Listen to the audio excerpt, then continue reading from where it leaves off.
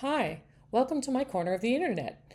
The reason why I'm making these videos is because I have a book that I finished called Enjoying Music Theory. There's good reason why I called it that, and that's in the book if you want to know about that. But what I'm doing is I'm taking dense topics or music theory topics and trying to make them sound easier. So these little topics are in bite-sized pieces where you focus on a particular topic and I expand it and explain it in such a way that I'm using plain English, so you don't have to read a theory textbook. So if this interests you, then I'd love for you to click join, subscribe, all the good things. Thank you very much. Here comes the first video. This video is about secondary dominant and secondary diminished chords. So, how to build secondary dominant chords and their function. First of all, why is there such a thing as a secondary dominant or secondary diminished chord? Note that they are both four-note chords, and they occur frequently in music of the common practice period. We will talk about the common practice period in a minute.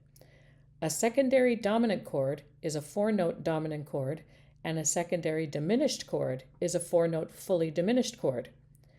In any major tonality, there's no such thing as a four-note fully diminished chord at all. But don't worry about that yet. First, let's talk about the secondary dominant chord. Diatonically, there are certain chords that happen on certain scale degrees in any major tonality. In any key, the 1 chord is major, the 2 chord is minor, the 3 chord is minor, and so on. Here they are in the key of C major. We have only 1 chord in any major tonality that is dominant, the 5 chord. In this case, the chord would be G7. In G major, there is only 1 dominant chord. In this instance, it is D7. If a song was in the key of G, like the one below, and a B7 chord were to show up, you'd say, oh, it's the 3 chord, but it's dominant.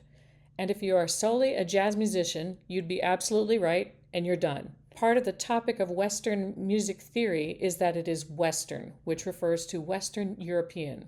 That itself is a lengthy topic, but for our purposes, the rules for theory were mostly developed in the common practice period. Just think of a time in history that had a bunch of classical composers that are still famous to this day. People like Bach, Beethoven, and Mozart are pretty famous. It's guys like that about which we are talking. What we are interested in is the reason why the secondary dominant and secondary diminished chords were labeled as such. During the common practice period, for around 250 years, European music was considered the way to compose. Rules around how to compose came into play, and one of them was to describe a dominant chord or a fully diminished chord that isn't in the key of the song. The song doesn't modulate to a new key, it just uses a secondary dominant or secondary diminished chord to temporarily tonicize or target a new key. Those chords act like either 5/7-1 or 7-7-1 for a split second in the song. Since the target chord that it's set up is still in the key of the song didn't actually modulate. It just inserted either a secondary dominant or secondary diminished chord to make the song feel like it was modulating. Here enters the secondary dominant chord. Let's go back to our previous figure where we note that in the key of G, D7 is the only dominant chord in that key. That's true. The rest of the chords are labeled for your convenience. So, when a chord like B7 shows up, it needs to be labeled in the key of G since the song is in G. It's super easy to tell which chords are non-diatonic in any song because they will have to have some accidentals in their chords, naturals, sharps, flats. As you can see, B7 has an accidental in it. Boom! Immediately, it is considered non-diatonic.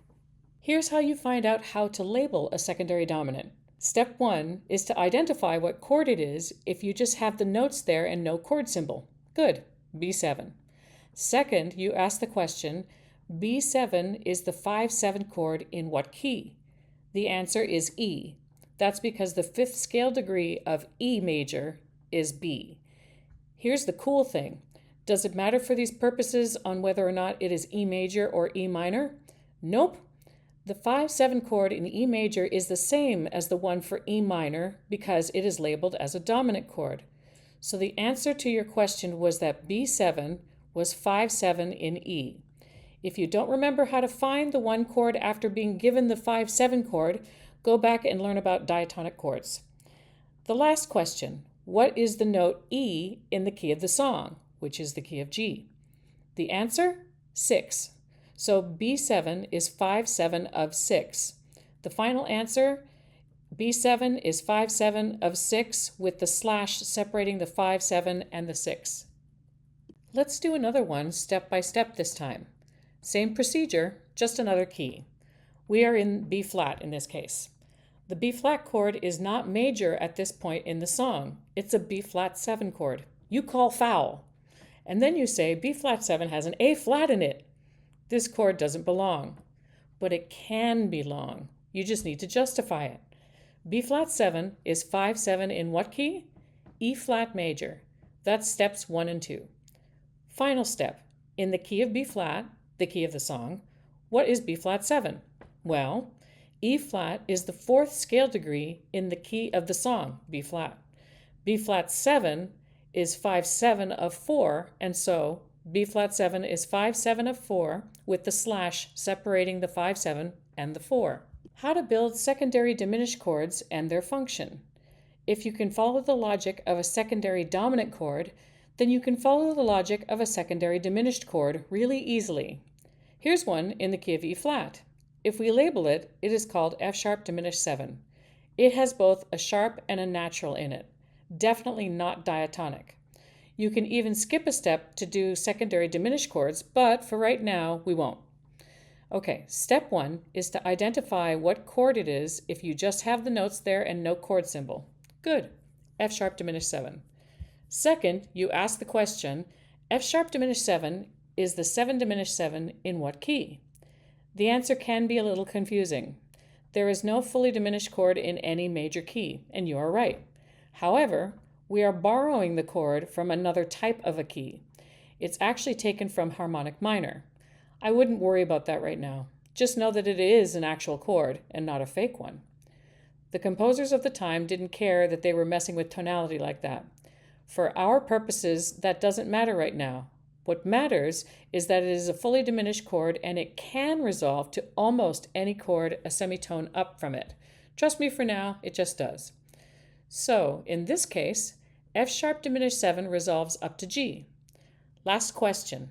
What is the note G in the key of the song, the key of E flat? The answer? 3. So F sharp diminished 7 is 7 diminished 7 of 3. The final answer? F sharp diminished 7 is 7 diminished 7 of 3 with the slash separating the 7 diminished 7 and the 3. Now for the shortcut. If you get a fully diminished chord in your song, you can shout, yay, instead of, oh no. Whatever the fully diminished 7th chord is, the answer is a semitone higher. For example, C sharp diminished 7 is 7 diminished 7 of D. See? The chord C sharp diminished 7 is a semitone lower than the answer, D. G sharp diminished 7 is 7 diminished 7 of A. The chord A diminished 7 is 7 diminished 7 of B flat, so it's always a semitone up from the diminished chord. That's the shortcut. I personally think it is done this way because if you look at each diminished chord, the top note is resolving down by semitone to the 5th of the target chord.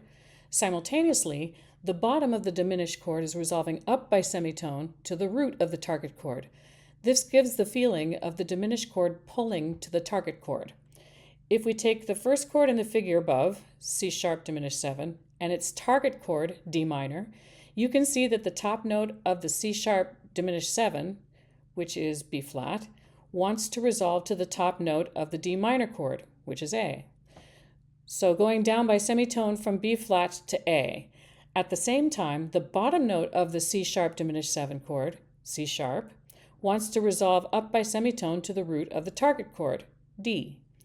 The reason it doesn't matter whether the target chord is major or minor is because the 5th of the target chord is the same whether it is D major or D minor.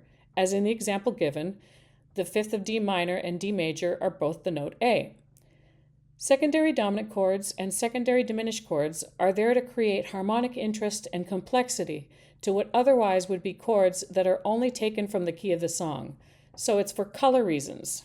This way, the song doesn't just remain in the key that it started in for the whole time. I hope you found this video helpful.